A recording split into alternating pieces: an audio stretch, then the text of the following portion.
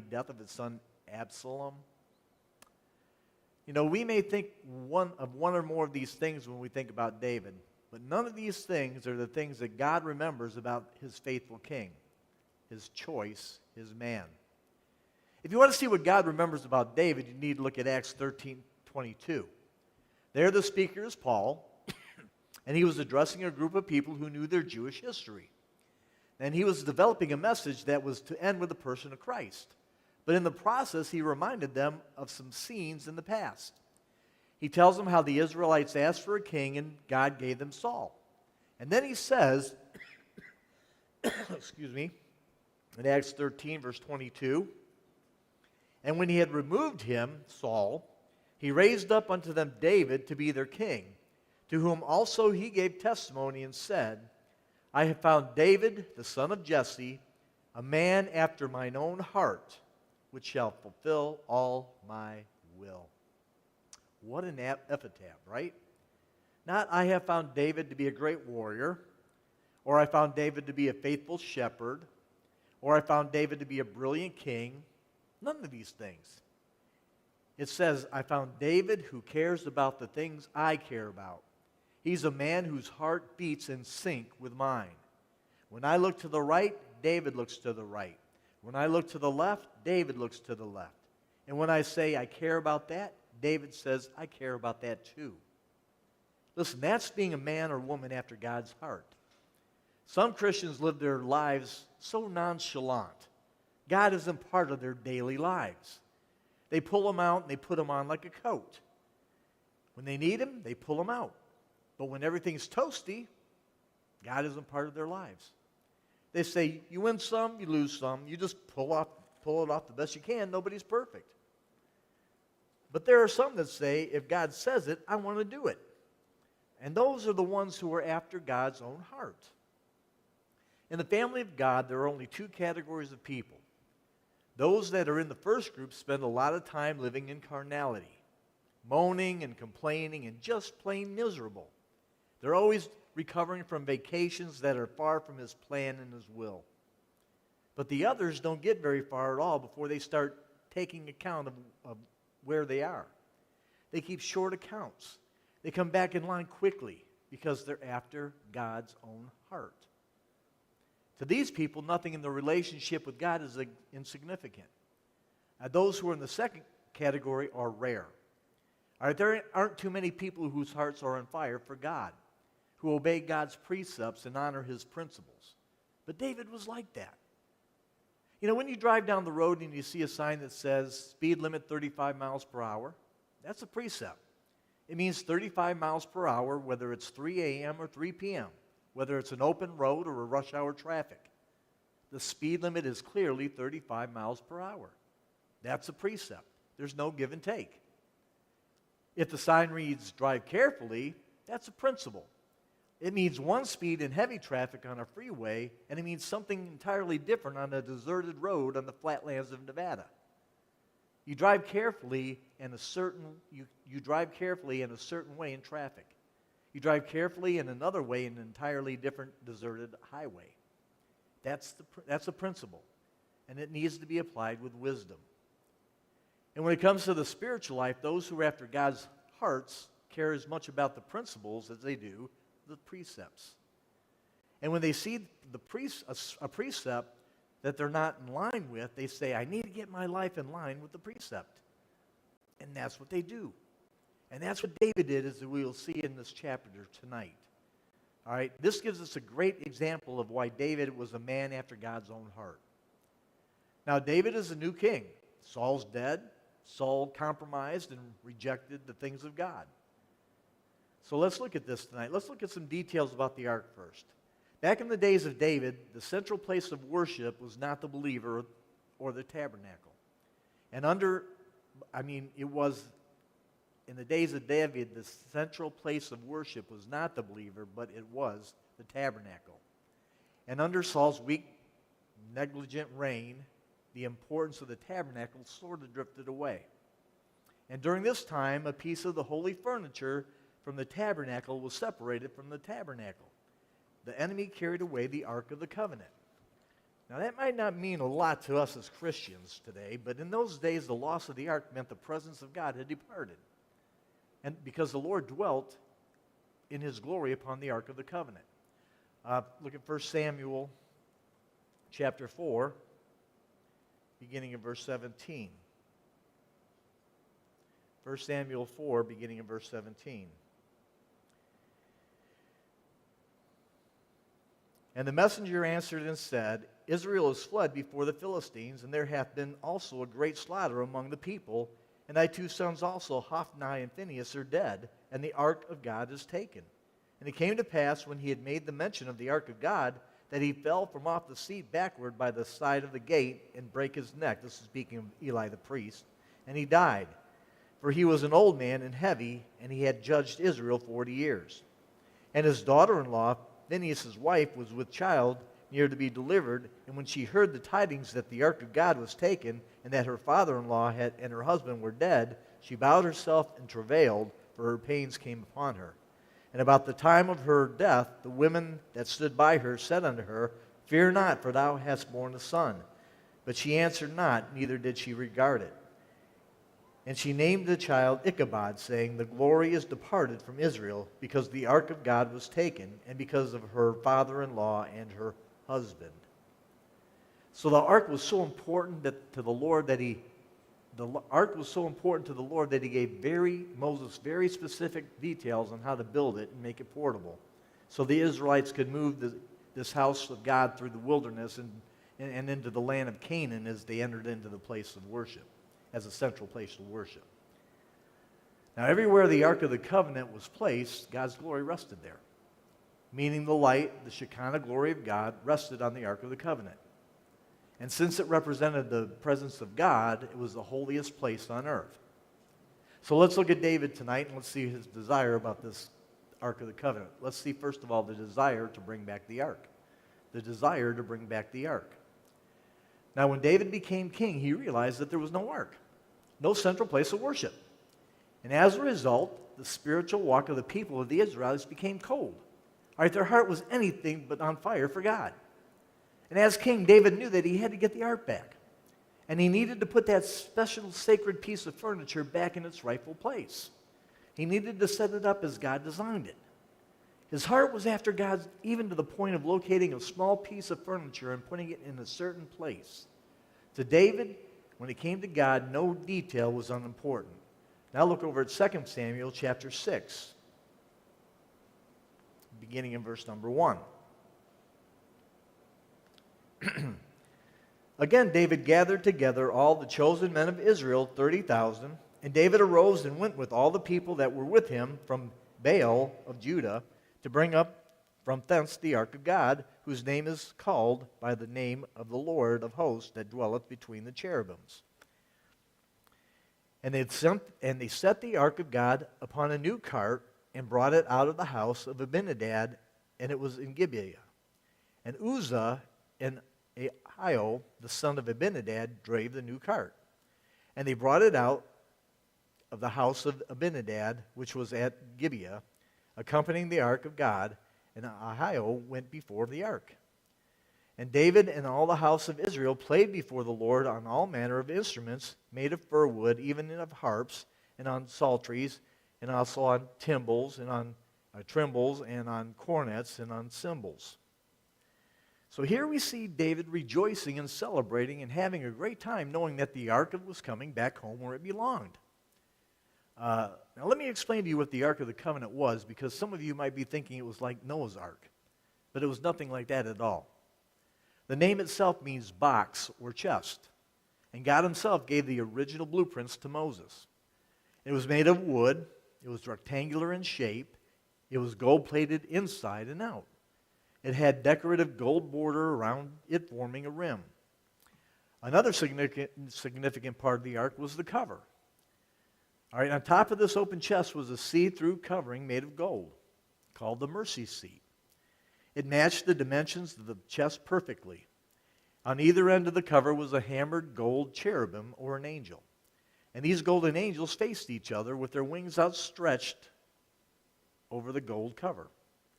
And these angels looked down upon the chest. Now, apparently these cherubim were probably small because solid gold would be very heavy. And if he had two solid gold angels, the ark would be very heavy. And if they had been very large, it would have made the ark top heavy. And it would be awkward to carry. See, the whole thing had to be mobile, all right? They had to pick it up and take it many times during their wilderness journey. And inside of the ark were three objects: a golden jar containing manna from the wilderness, Aaron's ancient rod that budded, and the tables of the covenant, that is, the tablets of stone for the 10 Commandments. And God promised that he would meet with his people above the mercy seat. Now, to us, this kind of sounds strange, doesn't it? All of our worship is open and realistic. But we see everything now that Christ came, but we see everything now after Christ came and died. Before Calvary, so many things of God were found in symbols and types and pictures, sort of looking at your face through a smoky or foggy mirror. You see the image, but you don't see the details. And that's the way they worshiped. They had a box, and upon that box shone the very glory of God over his ark, his mercy seat. Now, to be sure, this piece of furniture was absolutely holy. It was set apart to God.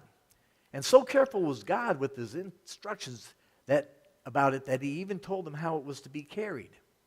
At the base of each of the four corners was a fixed ring of gold, and through these rings were slipped gold-plated poles by which the chest was to be carried, so that no human hand ever touched the ark itself.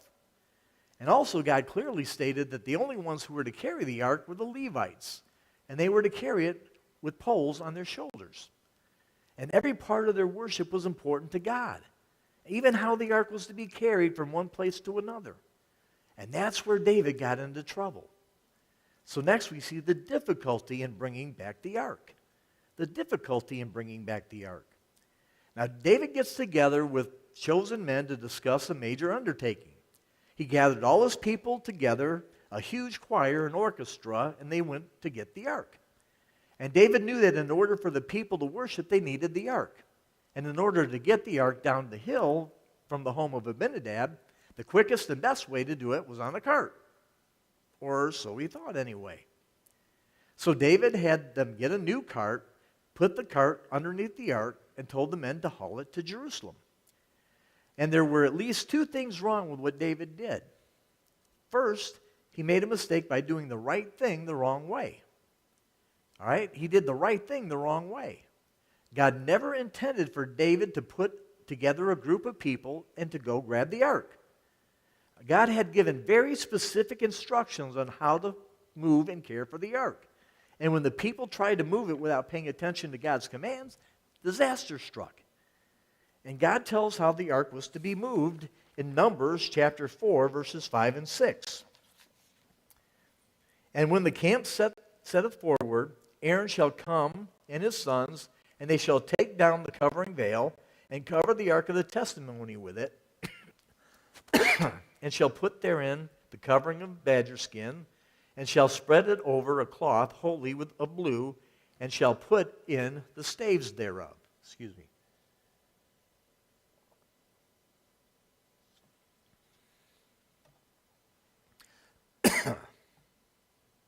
So Israel had obeyed these orders in the days of Moses. And when they carried the ark around with them in the wilderness, the command still held. But the people with David were not obeying the command. Instead, they were moving the ark on a cart, doing the things the way that they wanted instead of the way God intended. And David's motives were pure, but his methods were wrong. All right, listen, God is just as interested in how we do things as in what we do. He's just as interested in how we do things as to what we do. And the second mistake David made is that he asked the right question to the wrong person. All right, David was disobedient. Twice he had gone to the Lord regarding the war with the Philistines, and twice the Lord had given him clear direction. But instead of asking God this time, David asked someone else. Look over at 1 Chronicles chapter 13. Beginning in verse 1. And David consulted with the captains of thousands and hundreds and with every leader. And David said unto the congregation of Israel, If it seem good unto you, and that it be of the Lord our God, let us send abroad unto our brethren everywhere that are left in all the land of Israel, and with them also to the priests and the Levites, which are in their cities and suburbs, that they may gather themselves unto us. And let us bring again the ark of our God to us, for we inquired not at it in the days of Saul. And all the congregation said that they would do so, for the thing was right in the eyes of all the people. In other words, when David thought about going to war, he inquired of God. But when he thought about bringing the ark up, he didn't. He talked with his friends, who encouraged him to go get it. Which brings us to the third thing, the disaster in bringing back the ark. The disaster in bringing back the ark. Back over in 2 Samuel chapter 6, verses 6 and 7. And when they came to Nachon's threshing floor, Uzzah put forth his hand to the ark of God and took hold of it, for the oxen shook it. And the anger of the Lord was kindled against Uzzah, and God smote him there for his error, and there he died by the ark of God. All right, so Uzzah reached out to steady the ark so it wouldn't fall. That's all he did. I mean, wasn't that the right thing to do? Rather than letting it fall off the cart and possibly break or get bent, you have to grab it, right? Well, what's right? Well, let me tell you what's right. It wouldn't have been in danger if they had carried it exactly as God had commanded them to carry in the first place. All right, the Levites were the only ones to carry the ark, using poles that slid through the ringlets at the bottom of the ark, remember? And those poles were to be put on the shoulders of specially chosen men. But David didn't do that. He took the convenient route and he changed the details to fit the convenience of the hour. It's like a saying that I once heard. It doesn't matter what you do, just do something even if it's wrong. That's the dumbest counsel I've ever heard. All right, never do what's wrong. Do nothing until it's right, and then do it with all your might. That's why it's counsel. But David said we need to get the ark down here. Who cares how we do it so long as we get it here? Listen, who cares? God does. And to prove it, he took Uzzah's life. You know what? I don't think that these oxen stumbled by accident. I think what was happening was an abomination in the sight of God, so he caused those oxen to stumble. See, the ark represented God's very presence, and he was not happy with the way the people were handling the ark. All right, they were taking the ark so lightly that when Uzzah reached out his hand to stabilize it, he fell dead. And God had clearly warned the people not to touch it. Now, you might think that this is unfair, but when a man is disobedient, there are consequences. Even the innocent can suffer in the wake of disobedience. And the people of Israel were not obeying God, and it was their foolishness that got Uzzah killed. And then fourthly, we see the delay in bringing back the ark. The delay in bringing back the ark. 2 Samuel 6, verse 8. And David was displeased because the Lord had made a breach upon Uzzah, and he called the name of the place Pharez Uzzah to this day. Now here's David standing by a dead corpse, and he gets mad. Wait a minute. All right, we've got the cart before the horse. No pun intended. All right, we've got David standing there mad at the Lord when in fact the Lord was mad at David. About now you might be thinking, well, I thought you said that David was a man after God's own heart. Well, I did, or rather God did. Does that mean that he's perfect? No. Having a heart for God does not mean that you're perfect. It means that you're sensitive. It means that every detail is important. And when you see you're wrong, you face it. You own up. Look at verse 9. And David was afraid of the Lord that day, and he said, how shall the ark of the Lord come to me? See, the problem was David hadn't done his homework. And we get in trouble much like David when we don't do our homework. When we think that we see pretty clearly what the Lord's will is, so we hurry off and we do it our own way. And the Lord says, look, I've written a lot of things in my book about that decision that you just made, And I want you to take counsel from me. And that's why it's not working. If you want a heart for me, then you got to check my word and find either a precept or a principle, and you go according to that. And when you do that, I'll give you joy like you can never believe. And if you don't, I'll make your life miserable. In fact, in David's case, the Lord said, I'll even take some lives. And centuries later, Ananias and Sapphira did very much the same thing. They presumed on the Lord, and the Lord didn't take that. They presumed that the Lord didn't take what they did seriously. And we see Uzzah the same way. Taken from the earth because he touched the ultra-holy article of furniture that was not to be touched, especially by a non-Levite. Who cares about Levites? God does. Who cares about little ringlets and little gold poles that go through the ringlets? God does. If he didn't care, then he wouldn't have said anything about it. And because he cares, we must care also. And that's the whole point here.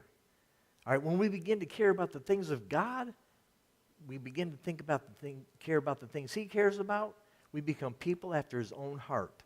And only then do we really have the freedom and real happiness in our lives. Well, David was afraid. But fifthly, we see the delight in bringing back the ark. The delight in bringing back the ark. All right, chapter 6 again, verse 10. So David would not remove the ark of the Lord unto him into the city of David, but David carried it outside into the house of Obed-Edom the Gittite. And the ark of the Lord continued in the house of Obed-Edom the Gittite 3 months, and the Lord blessed Obed-Edom and all his household. All right, so the ark is put into a house of the man named Obed-Edom, and 3 months pass. There's no ark in Jerusalem. Obed-Edom is getting all the blessings. Verse 12. And it was told King David, saying, The Lord hath blessed the house of Obed-Edom and all that pertaineth unto him because of the ark of God. So David went and brought up the ark of God from the house of Obed-Edom, even into the city of David with gladness. Now, why is it that just a few verses earlier he wouldn't touch it? And a few verses later he's saying, bring it up. Well, I'll show you.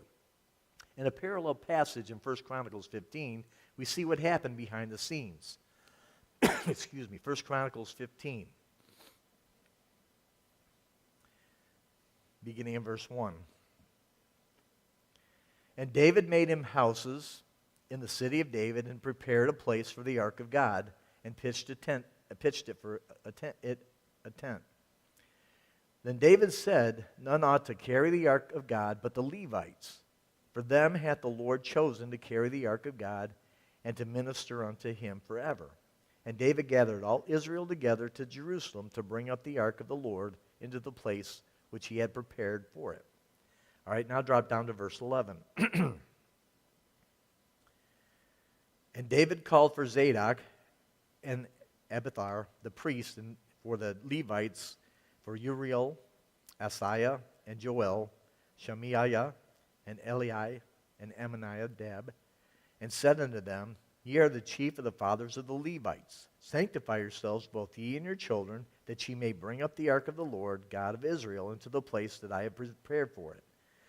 For because ye did not at the first, the Lord our God made a breach upon us, for that we sought him not after the due order. So the priests and the Levites sanctified themselves to bring up the ark of the Lord, the God of Israel. And the children of the Levites bare the ark of God upon their shoulders, with the staves thereon, as Moses commanded according to the word of the Lord. So David finds a proper way to carry the ark. Maybe one of his counselors or the Lord himself spoke to David and set him straight.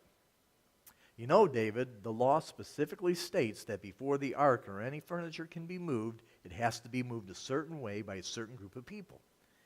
And David, who's hot after God, says, Really? I didn't know that. Yeah, David, and it has to be done his way. Well, what's his way? Well, there are these little ringlets, and you have to put poles into them. And then you have to put the poles upon the shoulders. And you have to let the Levites carry this thing. And as you do that, David, you're home free. And being a man after God's own heart, David gets it. Aha! He didn't seek the Lord before. He just sort of dashed out there to get the job done, and that's where he got burned. Well, David said, the Lord did that because we didn't seek him. All right, what's the big deal? The big message about poles and ringlets? Well, the message is our life. It's the details, the poles and the ringlets. All right? The details, God is in the details. Those things are important. You know, we don't want to take the time to get the poles, or we don't want to go to the trouble of putting poles upon the right shoulders. I mean, it's a lot easier just to use a cart. And the Lord can't be that concerned about the details, right? Wrong. Let me tell you something. The Lord is very concerned with the details. All right, if the Lord cared enough to write it and cared enough to preserve it, he cares enough about the details to have you and me get the job done the right way, his way. And that's what David did. Back over in 2 Samuel chapter 6, verse 13. And it was so that when they that bare the ark of the Lord had gone 6 paces, he sanctified or sacrificed oxen and fatlings. 1, 2, 3, 4, 5, 6, stop. Anybody got a match? Bring the ox. Bring the fatling. Set fire to it. All right, David's very careful. All right, you don't want to mess around with something that God is specific about. And why does David say that? Because he's a man after God's own heart. He cares about what God cares about. And when he heard the truth, he wanted to do just as God said. And finally, they get the ark to Jerusalem. And look what David's doing, verses 14 and 15.